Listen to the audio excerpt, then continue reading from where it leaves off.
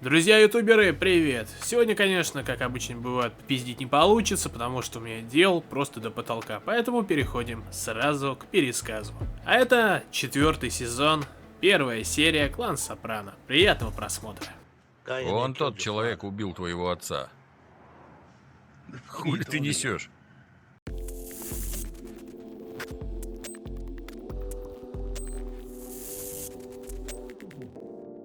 Кармела вычитала в газетах, что скоро будут большие скидки и акции на всякие операции по поводу наращивания ногтей и волос. И она не взяла Тони газету, который в итоге сам пошел за своей частью газеты. И в это время засланная Шалава, которая работает на ФБР, но она заслана, получается, в мафию, нянчится с ребенком и с глупым мужем. Криси начинает рассказывать Тони про какой-то Steam, про игры, что как бы он любит просто сидеть и задрачивать. Но Тони говорит, что ему надо думать как бы про мафию, про криминал, про то, чем он является.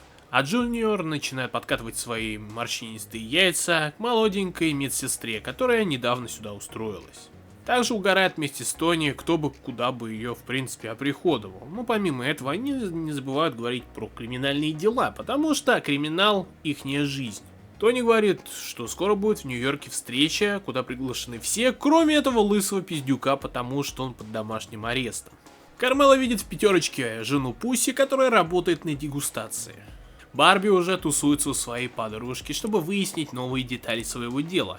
Тут приходит Криси, который непонятно откуда приволок два больших, как бы, классных таких чемоданчика. Кармела хочет денег, потому что она знает, кто ее муж, чем он занимается, хотя детали он не знает. И она не знает, никто ничего не знает. Но деньги есть, и она это точно знает. И как бы ей они нужны. Но он угорает, что как бы деньги она тратить не умеет, потому что последний раз, когда у нее была большая сумма, она купила половину Икеи, которая нахер никому не нужна.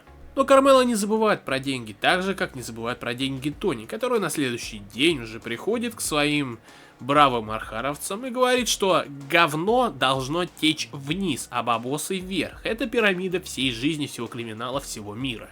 Ральфи угорает, что так и так, жизнь несправедлива. И что будет происходить дальше, помимо красивой Барби, которая решила уже заявиться к Тони домой, я показать не могу, потому что это запрещено Ютубом опять.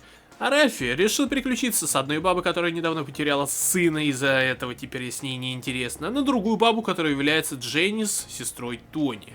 Тони злой приходит поговорить уже с депутатом, который говорит, что деньги, деньги, деньги, деньги. И все. Потому что депутаты думать ни о чем в принципе не могут. То же самое он решает передать как бы Джуниора, который тоже хочет денег, блядь. И Тони один такой стоит и думает, все хотят денег, а я не хочу денег. Вот интересная, блядь, ситуация. И понимает, что деньги все-таки у него есть, поэтому их надо прятать. Но спрятать нормально он не может, потому что жена продолжает свою глупую уборку. Поли попал в СИЗО. Ну, конечно, в американское, из-за того, что неправильно пошутил над Путиным, и в итоге правосудие его достало даже в Америке. И он решил позвонить Джонни Секу, спросить, как дела, чё кого, чё почем. И как бы Джонни Сек удивлен, что такой человек попал в такое место, хотя он и до этого уже сидел, как бы.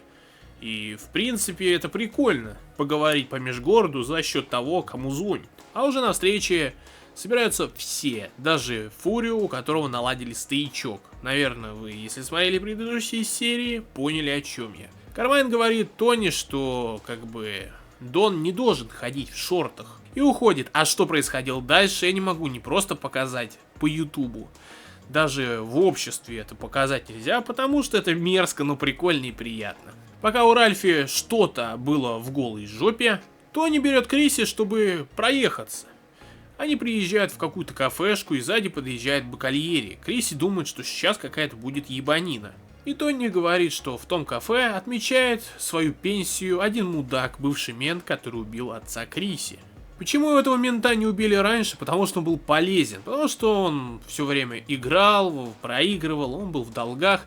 И ему пришлось тоже по каким-то причинам убить его отца, Криси отца. Потому что Это было очень холодно, темно, и отец Криси тогда доставал детскую кроватку и словил маслину. Криси не верит в это, но все равно он уже завелся. Не из-за того, что в его крови много чего лишнего, а из-за того, что он каждый день засыпал с мыслью, что однажды дойдет эту мразь. И если Криси понравился этот сюрприз, то менту этот сюрприз не понравился. Хоть Тони уехал с бакалерии, Криси остался один. Но мент, бывший мент, начал говорить, что я ничего не знаю, тебя подставили, в любом случае тебя подставили. Но Криси говорит, что это не имеет значения, потому что в любом случае надо, чтобы ты сдох. И пока он включает телевизор, чтобы не было слышно выстрелов, мент хочет съебаться, но сноровка его подводит, и в итоге он, так же как и отец Криси, ловит маслинку. И все вроде бы заканчивается наконец-то хорошо. Ну, не считая дела Джуниора, который рассказывает Тони, который к нему пришел попить чаю, что оказывается та пизда, которая работала медсестрой, агент или просто подсыльный от ФБР. И теперь ФБР знает все обо всем. И теперь им надо готовить не чай, а целых 5 литров вазелина, потому что, скорее всего, им будет пиздец. А Криси приходит домой навестить свою мать и видит фотографию, его отца, и понимает, что такое семейное утро ему уже начинает нравиться.